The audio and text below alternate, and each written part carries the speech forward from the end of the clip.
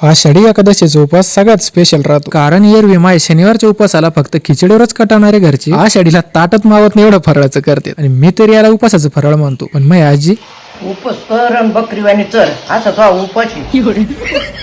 तर रामकृष्ण हरी मंडळी, आज सकाळी उठल्यापासूनच वातावरण लय सात्विक होतं आणि याला कारण होतं आपल्या रामकृष्ण यांच्या बरोबर असणाऱ्या हरींची एकादशी. आईने तर मस्त सारून लाडकी विठुरायाची रांगोळी पण काढली होती आणि आमचं टावर तर मस्त विठुरायावानी नटून थटून आणि पंढरपूरवरून आणलेलं शर्ट घालून तयार झालो. आणि का तर आम्हाला गावातल्या विठ्ठल रुक्मिणीच्या मंदिरात दर्शनाला जायचं होतं. आणि मग आम्ही गावातल्या विठ्ठल रुक्मिणीचं दर्शन घेतलं, ज्या मंदिरामध्ये आताच 2 वर्षापूर्वी देवगडच्या बाबाजींनी प्राणप्रतिष्ठा केली होती. आणि मग ते दर्शन झाल्यावर ग्रामदैवत असणाऱ्या बजरंग बलींचं दर्शन घेतलं.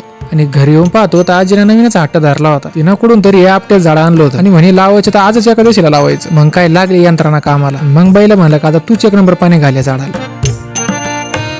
आणि आमच्या घराच्या सात्विक वातावरणामध्ये आणखी भर पडती ती या दिंडीमुळे. प्रत्येक वारीच्या एकादशीला ग्रंथराज ज्ञानेश्वरीचं उगमस्थान असणाऱ्या नेवाशाला ही दिंडी जात राहते. आणि मार्गामध्ये सकाळी 6:30 पावणे 7लाच यांचा आमच्या घरी पहिला ठेपा राहतो. आणि असाच एक दिवस मी पण माऊलींच्या 16च्या दिंडीत नक्की पंढरपूरला जाणार आहे. रामकृष्ण हरी.